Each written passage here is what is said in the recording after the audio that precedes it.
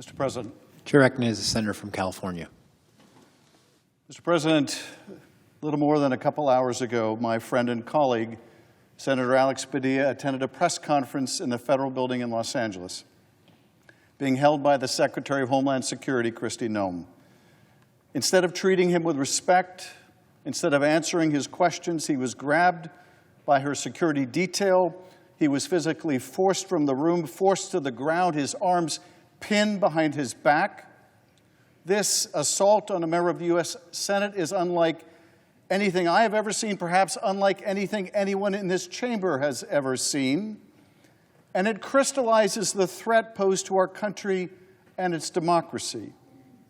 If the administration can so mistreat a member of this body, what can it do to every other American? What can it do to every other resident of the United States of America? What can it do to you? What can it do to your neighbor and to your community? The abusive treatment of Senator Alex Padilla, however, did not take place in isolation. It took place at a time of heightened tension in Los Angeles and around the nation. Earlier this week, I returned from my home in Los Angeles, a city in which thousands have peacefully protested the administration's harsh immigration policies, and in which the President has ordered the mobilization of thousands of National Guardsmen and hundreds of Marines in order to deal with a few hundred vandals and miscreants that local law enforcement was more than capable of subduing. And the question is, why? Why order in the military if they are not necessary? Why order in the military over the objection of local and state officials? Why go to the expense? Why go to the trouble? Why undertake such an obvious provocation? Why, in a city of over 500 square miles, did Donald Trump believe it was necessary to escalate so dramatically over the vile acts of a small number of people in the space of a few blocks? These are some of the questions I imagine that Alex Padilla wanted to ask the Secretary of Homeland Security. But now today we must add one more question. Why would they treat Senator Alex Padilla with such forceful and disgraceful disregard, forcing him to the ground? Why? And the answer involves failure and distraction and disrespect and disregard.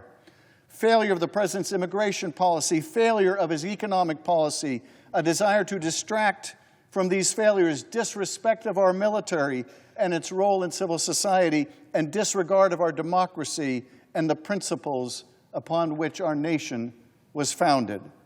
Let's start with failure, the failure of Donald Trump's immigration policy, the failure in particular of his promise to deport massive numbers of violent criminals, a failure that was inevitable because it was based on a lie, a foundational lie, foundational to his campaign and to his presidency, the original lie of the Trump campaign, the one he spoke as he descended the golden escalator in 2015 and suggested to the American people that most of the folks coming to this country as immigrants and migrants were murderers and rapists and violent criminals bent on doing harm to the American people. That foreign nations had opened their prisons and let out their worst offenders so they could come to the United States and destroy our way of life. It was a big lie. It was an audacious lie, but a lie that the President hoped he could ride a wave of fear that he could in turn ride into office.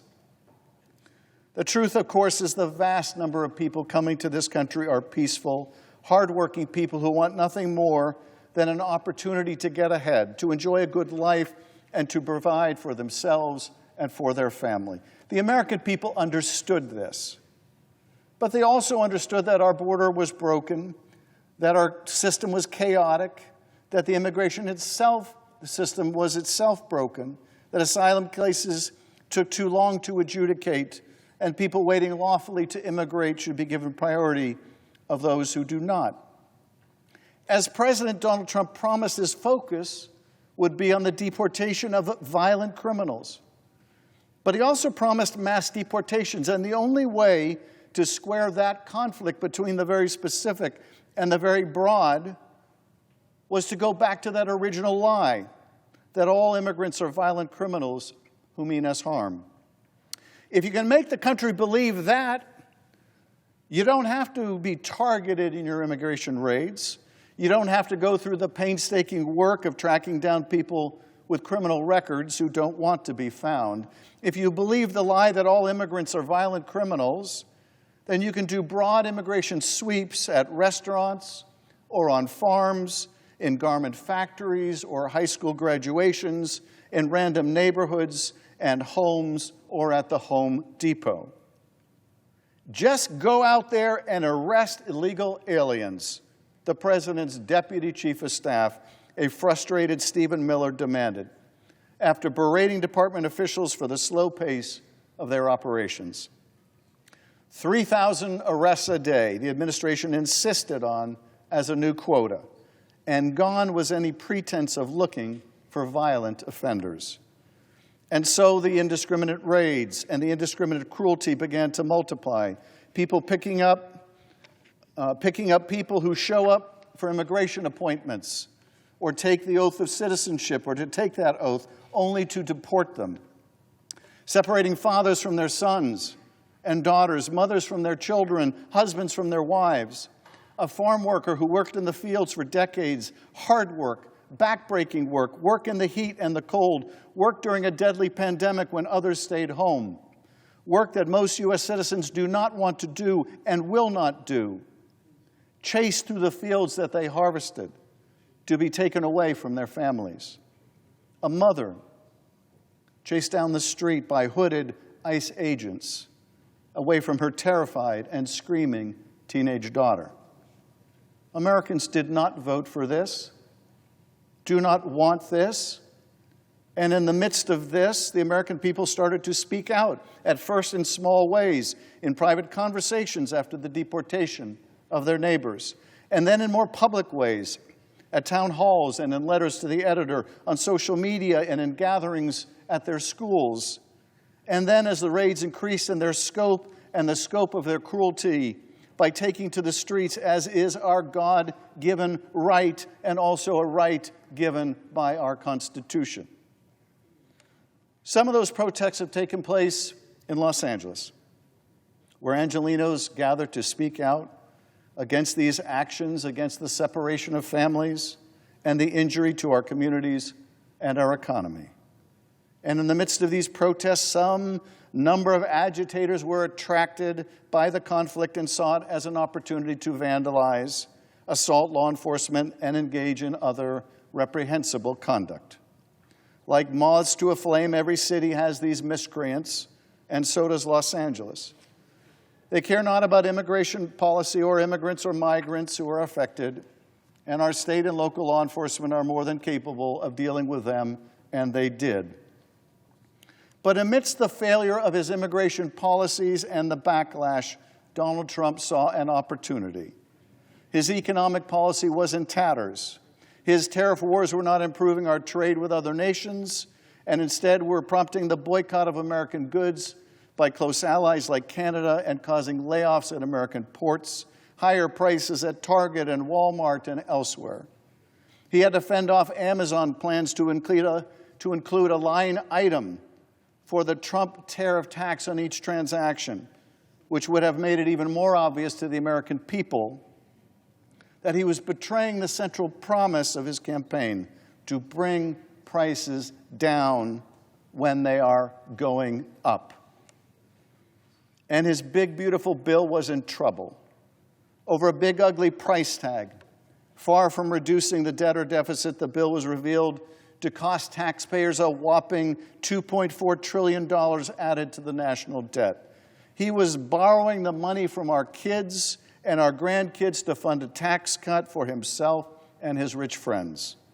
Even the world's richest man, and heretofore the president's biggest benefactor, Elon Musk, called the bill a disgusting abomination and made it clear that Republicans should be ashamed of voting for it.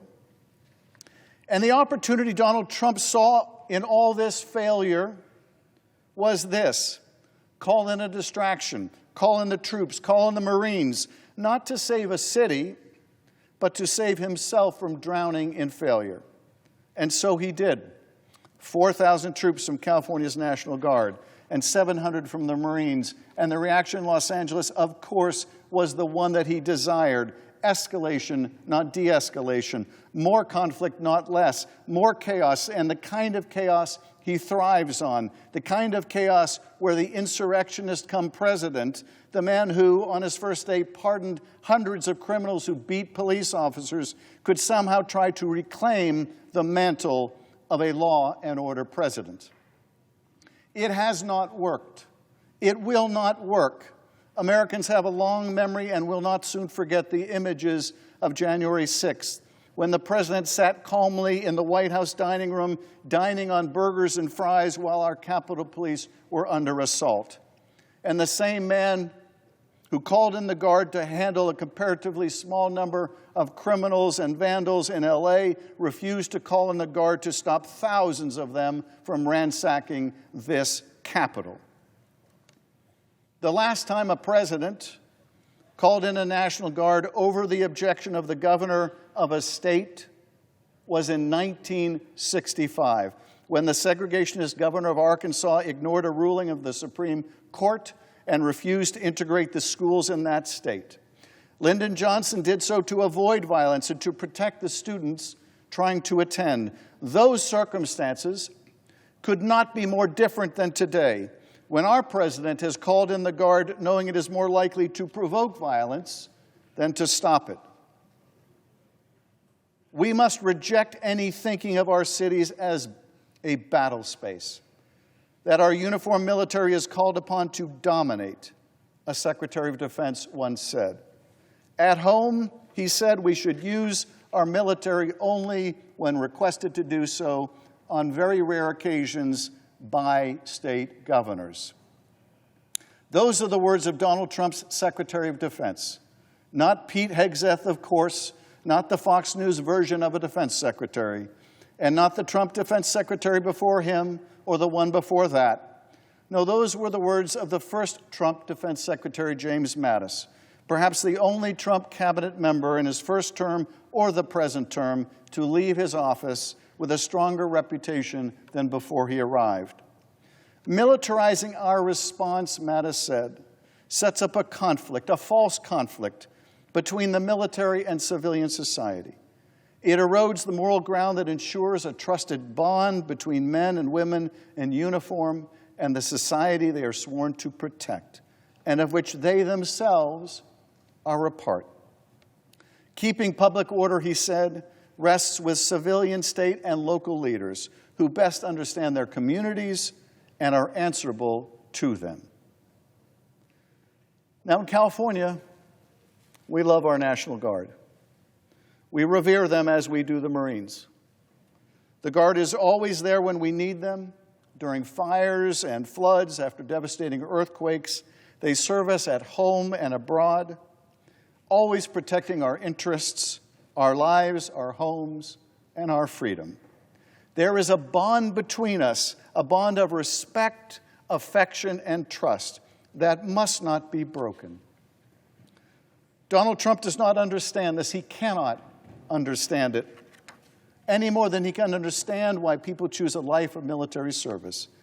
The man who once called soldiers, sailors, Marines, and airmen who fight and die on our nation's behalf suckers and losers could not possibly understand. Nor does he care about misusing them if it suits his personal or political interests, as his partisan, disrespectful, and inflammatory speech at Fort Bragg makes clear, as does his commandeering of the military for a costly parade to celebrate his birthday this weekend. Now, there is a birthday worth celebrating this weekend, but it is not the president's, and that is the 250th anniversary of the U.S. Army, an army that my father was very proud to serve in. We can and should honor the Army, but a celebration of the vanity of a president who does not himself celebrate the military, but only his control over it, that is not a cause for celebration. Our founders understood the need to insulate the military from internal domestic affairs, from the raucous and often divisive nature of the political process dominated by party or faction. For centuries, too, so has this Congress, prohibiting the use of the military for domestic law enforcement purposes except for narrow, very narrow circumstances of rebellion and insurrection. This is vital not only for the protection of the country from a man who would abuse the military to become a king, but also to protect the military from the lack of trust that would accompany its subversion to a partisan end. Our country is approaching its 250th birthday. It is worth remembering why we chose to separate ourselves from our British masters. The preamble of the Declaration of Independence is familiar to us all in its poetic recitation of truths that are self-evident. But what has been lost to us over time were the long list of grievances set out in that document, grievances that drove the impetus for revolution. The history of the present King of Great Britain, it reads, is a history of repeated injuries and usurpations. This is what our founders wrote, all having in direct object the establishment of an absolute tyranny over these states. The Declaration provides, in its list of grievances, quote, he has obstructed the administration of justice. He has erected a multitude of new offices and sent hither swarms of officers to harass our people, they enumerated. He has made judges dependent on his will alone, our founders charged. For cutting off trade with all parts of the world, they objected. For depriving us in many cases of the benefits of trial by jury, they declared. For transporting us beyond seas to be tried for pretended offenses, they cited in words all too prescient for today. He has kept among us in times of peace standing armies without the consent of our legislatures, quartering large bodies of armed troops among us. He has affected to render the military independent of and superior to the civil power. All of these grievances, so vivid at the time of revolution, our revolution, are so vivid today. And today they can be distilled into a single image, that of Senator Alex Padilla, on the ground, face to the ground, and in handcuffs. If you are looking for an image of our democracy in handcuffs, look no further. America, we have a choice. We can rededicate ourselves to the vision of our founders, one born of struggle against autocracy, one pledged to a form of self-governance that elevated the people over the powerful, that believed we possessed sufficient virtue to be self-governing, that we did not need to be governed by a despot. We can rededicate ourselves to that vision, or we can continue to travel down our present path of incivility, of division, of might, not making right, but making wrong, a celebration not of self-governance, but of self-destruction. I believe in this country. I believe we are a great country because we have always strived to be a good country. I believe in this country because of good people like Alex Padilla. Wonderful people, beautiful people, courageous people, patriotic people. Alex Padilla's story is the story of all of us, the story of what's possible in this country. He is a good and decent man. He is a great and capable senator. He deserved better than what he got in that federal building in Los Angeles. The American people deserve better than what he got in the federal building in Los Angeles. Let us remember ourselves. Let us remember who we are. We're the country of Jefferson and of Lincoln and of Washington. We are the country of John Lewis, and we are the country of giants. We stand on their shoulders. We owe our life, our liberty, the opportunity to pursue happiness to their brilliant legacy. We have come to the rescue and liberation of other worlds, of other parts of this globe. We have fought for democracy. We have championed democracy and human rights. We believed in treating others as we would treat ourselves. This is who we are. Alex Padilla face down in a federal building, forced to the ground by agents of the Secretary of Homeland Security. This is not who we are. I can't help but think of the words of my late and wonderful colleague Elijah Cummings, because they have always been such a potent reminder, we are better than this. We are better than this. We are not a country that sends the Marines into a city, not to restore order, but to create disorder. We are a better country than that. We are not a country that needs to have a parade honoring our president, to showcase our military might on his birthday. We are a better country than this. There have been giants who have served in our military.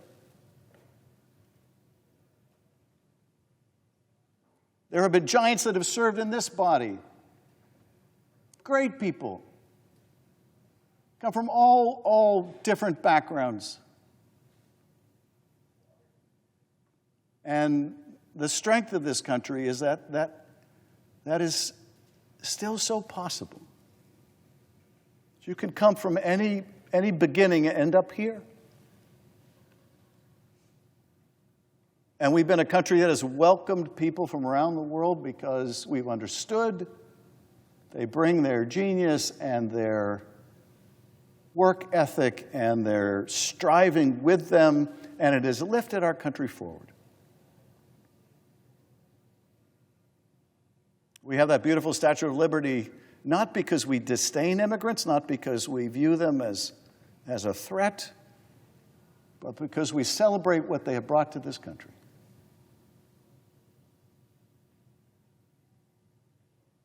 And I think in the last several years we have forgotten who we are.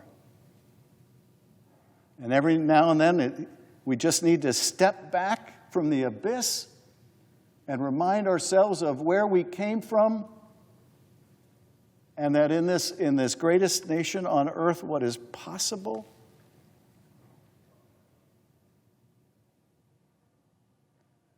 I didn't serve with Alex Padilla in the state legislature and didn't get to serve with him or really get to know him well until I came to this body. And I told my colleagues when I got here, you're all wonderful people, but nobody did better than I did in who I got as my seatmate. And I mean that with all my heart. He is a good and genuine and decent and capable and brilliant man. I'll never forget that image I saw today. Because to me, it's the image of what's best in this country being brought to the ground. And so, Mr. President, I ask every member of this body to think about the legacy we've been charged with protecting and what we're going to do from this day forward to make sure that this incredible experiment in self-governance continues and that we never see an act like we saw 2 hours ago take place again in the United States of America. And Mr. President, I yield back.